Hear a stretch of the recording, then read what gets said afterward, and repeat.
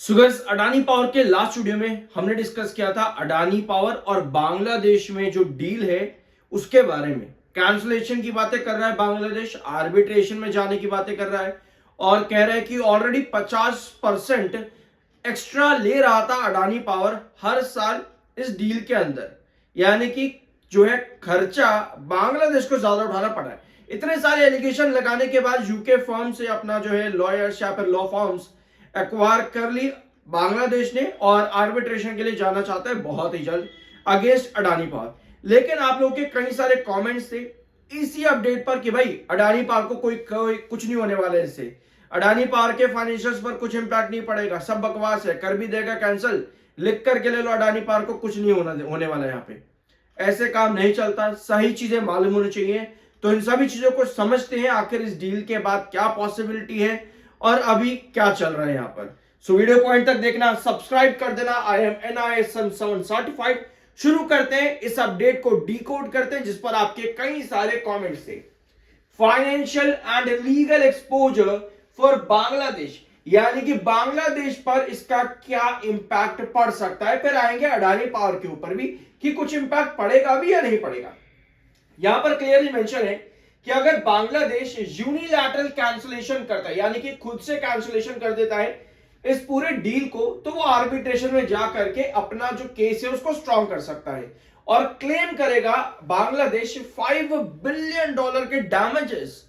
$5 billion के damages Bangladesh claim कर सकता है अगर यहां पर आर्बिट्रेशन में बांग्लादेश जीत जाता है। वेयर एज ये पूरी डील ही अपने आप में मात्र $1 बिलियन की है और बांग्लादेश कह रहा है कि भैया हम $5 बिलियन क्लेम करेंगे इस चीज से। ऑलरेडी एक चीज आपको और पता होना चाहिए कि बांग्लादेश ने अभी तक जो आउटस्टैंडिंग अमाउंट है वो पे नहीं करा है अडानी पावर को, जो कि लगभग $846 मिलियन का बनता है। अब आते हैं एज एन एडवोकेट, मेरा क्या मानना है इस पूरे आर्बिट्रेशन केस को लेकर के। मैं भी कई सारे आर्बिट्रेशन में गया हूं, तो मुझे आर्बिट्रेशन का एटलीस्ट समझ सकते हो कि पता ही होती है हर एडवोकेट को कि आर्बिट्रेशन में क्या होता है। तो अब दोनों ही केस में एग्रीमेंट तो हुआ ही होगा, मतलब कि बांग्लादेश की जो उस समय सरकार थी BPDL के साथ में और अडानी पावर के साथ में एक एग्रीमेंट तो साइन हुआ ही होगा। अब की सरकार चाहे कुछ भी कह ले कि भाई 50% हम एक्स्ट्रा पे कर रहे हैं, अब की सरकार जो है वो कहती है कि हम 50% एक्स्ट्रा पे कर रहे हैं, तो इस वजह से हमें आर्बिट्रेशन में जाना है, सिंगापुर इंटरनेशनल आर्बिट्रेशन में। लेकिन एग्रीमेंट जिस अमाउंट पर साइन हुआ है, अगर वही अमाउंट अडानी पावर ले रहा है तो किसी भी एग्रीमेंट का वॉयलेशन नहीं है, फिर चाहे तब की सरकार ने जितने मर्जी अमाउंट पर एग्रीमेंट साइन किया हो। यानी कि पहले पॉइंट पर आपका अडानी पावर जीत जाता है। ये अडानी पावर के लिए पॉजिटिव साइन है कि बांग्लादेश जो डिमांड कर रहा है शायद ये इसको ना मिले, लेकिन रेवोकेशन ऑफ एग्रीमेंट के चलते बांग्लादेश पर एक और नेगेटिव इंपैक्ट पड़ सकता है। इन दोनों ही इंपैक्ट्स में अडानी पावर के लिए पॉजिटिविटी आती है, इन दोनों ही पॉइंट्स में अडानी पावर के लिए बढ़िया चला जाता है, अच्छी चीज आ जाती है।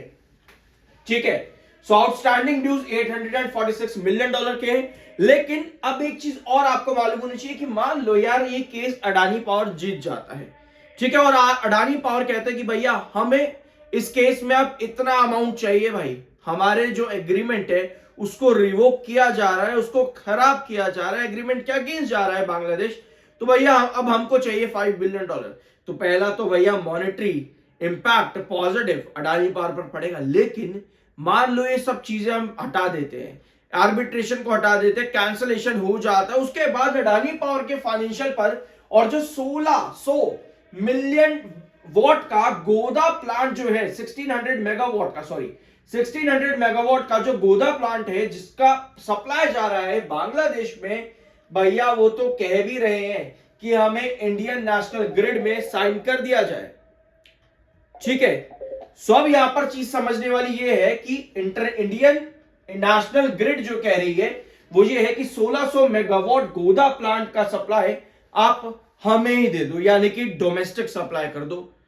भैया डोमेस्टिक सप्लाई करने का मतलब ये हुआ कि अगर बांग्लादेश की डील कैंसल आउट होती है तो जो बांग्लादेश 68% कैपेसिटी जो ऑलरेडी बढ़ चुकी है उसका अमाउंट पे कर रहा था, उसके मार्जिन्स डोमेस्टिकली ड्रॉप हो जाते हैं अगर इंडिया में सेल करने के लिए यहां पर इलेक्ट्रिसिटी जाता है तो। ठीक है, $1 billion annually selling power domestically in India might yield lower margins compared to the premium rates previously paid by Bangladesh। तो मतलब कि इंडिया में अगर डोमेस्टिकली सप्लाई किया जाए तो मार्जिन ड्रॉप हो जाते हैं अडानी पावर के, बट अल्टीमेटली यहां पर जो पॉजिटिव ज्यादा आ रहे हैं वो अडानी पावर की तरफ ही आ रहे हैं। तो मेरे हिसाब से इसमें अडानी पावर के लिए ज्यादा विन विन केस है। बस एक छोटा सा नेगेटिव साइन यही जाता है कि 1600 मेगावाट का जो बांग्लादेश में सप्लाई किया जा रहा है, अगर उसको डोमेस्टिकली सेल किया जाए, अगर उसको डोमेस्टिकली सेल किया जाए तो अडानी पावर के मार्जिन जो है वो गिर जाएंगे, तो इसका इंपैक्ट कंपनी के फाइनेंशियल पर पड़ेगा।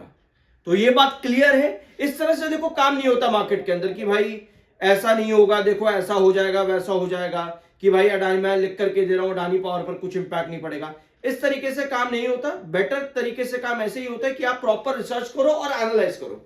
ठीक है, अब आते हैं आपके मार्केट एक्सपर्ट्स पर, लेकिन उसके पहले एक बार मार्केट एक्सपर्ट्स के टारगेट देखो। 31 अक्टूबर को आईसीआईसीआई सिक्योरिटीज ने बाइंग की रेटिंग दी थी अडानी पावर में और टारगेट रखा था 187 का, जब स्टॉक का प्राइस 157 पर था। उसके बाद स्टॉक में लगातार गिरावट देखने को मिली, बट अब एक बार फिर से मार्केट एक्सपर्ट्स आ चुके हैं अपने नए टारगेट्स लेकर के अडानी पावर में। सो जीएम फाइनेंशियल का यहां पर 177 का टारगेट है अडानी पावर पर, जो कि प्रेजेंट लेवल से काफी बढ़िया है। पहले भी मार्केट एक्सपर्ट्स ने बुलिश टारगेट दिए थे, लेकिन तब भी गिरावट देखने को मिली। अब एक बार फिर से अडानी पावर में जो 154 तक की तेजी बनी है, एक बार फिर मार्केट एक्सपर्ट्स बुलिश हो चुके हैं। तो अब देखना यह है कि आगे जाकर के यहां क्या होगा, क्योंकि जब जब मार्केट एक्सपर्ट्स बुलिश हो रहे हैं भैया तब तब गिरावट दिख रही है।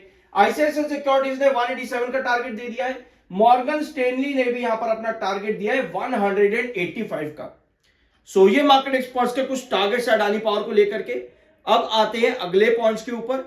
सब्सक्राइब कर दिया करो यार, पैसे नहीं लगते इस चीज के। I am NISM 7 certified. Adani power repositions its fleet of thermal plants as grid balancers. Target दिया है 24 गीगावाट का कैपेसिटी एडिशन करेगा Adani power in its thermal plants. ये अपडेट अडानी पावर के लिए पॉजिटिव है, क्योंकि फाइनेंशियल ईयर 32 तक अडानी पावर अपनी पावर सप्लाई 380 से 400 गीगावाट तक राइज कर सकता है in a continuous demand for thermal power. Capacity भी कंपनी की बढ़ेगी इन रिन्यूएबल एक्सपेंशन। तो ये अडानी पावर के लिए एक और पॉजिटिव न्यूज आ जाती है। अब आप लोगों ने एक चीज ध्यान से सुनना, 2024 से आप लगातार सुन रहे हो कि भाई फाइनेंशियल ईयर 32 यहां देख लेना बहुत बड़ा होने वाला है। दैट डजंट मीन कि आज की डेट में आप जहां पर हो वहां से लगातार आपको 2032 तक तेजी ही तेजी दिखेगी। इसका मतलब ये नहीं होता। इसका मतलब इतना होता है कि कंपनी अपना अगर एक्सपेंशन कर रही है, कंपनी के मार्जिन्स, कंपनी के ग्रोथ बढ़ेंगे। अगर वो बढ़ेंगे दैट डजंट मीन कि स्टॉक भी बढ़ेगा। स्टॉक कैसे चलता है, कंपनी में कुछ नेगेटिव आया गिर जाएगा, कंपनी में कुछ पॉजिटिव आया बढ़ जाएगा, मार्केट खराब है गिर जाएगा। लेकिन कंपनी के फाइनेंशियल 2032 तक अगर एक्सपेंशन की बात है तो वो बढ़ेंगे, तो वो बढ़ेंगे।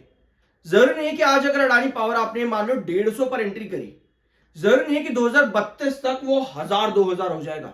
हो सकता है भाई 150 पर ही रहे। ऐसा क्यों? मार्केट की करेक्शन भी आती है। 2032 तक तो कितनी ही मार्केट की करेक्शन आप देख लोगे, कितने ही क्रैशेस देख लोगे। तो ऐसा जरूरी नहीं होता कि कंपनी अगर एक पॉइंट कह रही है कि भाई ये 2032 तक हम इतना एक्सपेंशन कर देंगे, दैट डजंट मीन कि स्टॉक भी उसको रिफ्लेक्ट करेगा। स्टॉक में हो सकता है आपको 2032 क्या 2027 तक ही 500 मिल जाए, 600 मिल जाए, कुछ भी पॉसिबिलिटी है ना। और उसके बाद अचानक से मार्केट में बड़ा क्रैश आए तो अडानी पावर वापस से 150 पर आ जाए 2028 में, फिर 2029-30 के अंदर जाकर के फिर 500 हो जाए, फिर 150 पर गिर जाए। तो ये अनसर्टेनिटी हमेशा स्टॉक पर बनी रहती है। तो आप कहोगे भाई मैं क्या करूं, अगर 2032 यहां नजर आ रहा है तो भैया मेरा तो प्लान 2032 का है। दैट मीन्स कि आप कंपनी के बिजनेस पर इंपैक्ट इन्वेस्ट कर रहे हो। दैट मीन्स कि कंपनी का बिजनेस जो आपको रिफ्लेक्ट करेगा वो आपके पोर्टफोलियो पर नजर आएगा। दैट मीन्स एक लॉन्ग टर्म नजरिया आपको मिलता है। That means long term means कि आपको कंपनी पर रेशियो इन्वेस्टमेंट यानी कि कंपनी पर आपको नजर रखनी पड़ेगी, यानी कि आपको धीरे धीरे करके अपना रेशियो डालना पड़ेगा कंपनी में, ताकि आपका एक्सपेंशन भी कंपनी के फाइनेंशियल्स की तरह रहे और आपका पोर्टफोलियो भी कंपनी के फाइनेंशियल्स की तरह रहे। आई होप कि ये पॉइंट बहुत प्रिसाइज है, बहुत क्लियर है। बट अगर आपको कुछ और सुनना चाहते थे तो सॉरी, मैं आपको शायद नहीं सुना पाया हूं। बट जो जरूरी काम होता है आई गेस मैंने वही चीज आपको बताई है। इस बात पर सब्सक्राइब जरूर कर देना। रिसेंटली कंपनी ने Q3 के रिजल्ट्स बहुत बुरे दिए, बट कंपनी को फर्क नहीं पड़ा, उससे कुछ भी नहीं। स्टॉक 154 पर बेझिझक चला गया। FIs ने खरीदारी करी है दिसंबर 2025 में 11.53 से 11.64 और आपके DIs भी ना लगातार बढ़ा रहे हैं अपनी होल्डिंग अडानी पावर में। वेयर पब्लिक थोड़ा करके सेल करती चली जा रही है लगातार। 11.09 से 9.99% पब्लिक हो चुकी है। और इस तरह की चीजें ना क्या बताती है पब्लिक में, इम्पेशेंट। पब्लिक बहुत इम्पेशेंट है। एक सेशन बढ़ता है पब्लिक पागल हो जाती है कि भाई आप तो 200-300 लिख कर ले लो, अगले सेशन गिर जाएगा, भाई आप तो खत्म है सब कुछ, अब तो बेकार है। तो इस तरीके से काम नहीं होता है। अगर आप लॉन्ग टर्म हो, लॉन्ग टर्म का एक पर्टिकुलर पूरा एक स्पेक्ट्रम होता है कि किस तरह से मुझे लॉन्ग टर्म में रहना है। अगर आप शॉर्ट टर्म हो, टेक्निकल्स पर काम करो। जैसे कि अगर आप इसके चार्ट पैटर्न पर देखोगे, चार्ट पैटर्न पर एक बार यहां पर देखना, आपको नजर आएगा कि स्टॉक इस समय 7 EMA के ऊपर है, 200 EMA के ऊपर भी है, 154 के पास भैया पिछले 3 सेशन से बार बार रिजेक्शन ले रहा है। कैंडल कंसोलिडेटेड है। लास्ट सेशन की कैंडल सेलर की तरफ आई थी। भैया 154 पर मुझको टिकना बहुत ज्यादा जरूरी है ताकि ब्रेकआउट मिले। ये शॉर्ट टर्म ट्रेजेक्टरी होती है। 7 EMA, 200 EMA, एक बार 7 EMA को ब्रेक डाउन करता है, दैट मींस कि भैया फिर से गिरावट आने वाली है। जब तक 7 EMA के ऊपर है और अपने एक इंपॉर्टेंट रिजेक्शन के पास में, तब तक पॉसिबिलिटी है भैया ब्रेकआउट मिलने की। तो इस तरीके से शॉर्ट टर्म चीजें काम करती हैं। लॉन्ग टर्म में अगर आप कंपनी के बिजनेस पर इंपैक्ट के लिए जा रहे हो तो उसमें आपको यह भी पता होना चाहिए कि आपको रेशियो धीरे धीरे करके कंपनी में बढ़ाना होता है। आई होप कि इस वीडियो में आपको जानने को कुछ अच्छा मिला होगा, तो सब्सक्राइब एक प्यारा सा जरूर करके जाना और वीडियो को लाइक जरूर कर देना। आई एम NISM 7 सर्टिफाइड। मिलते हैं अगले वीडियो में।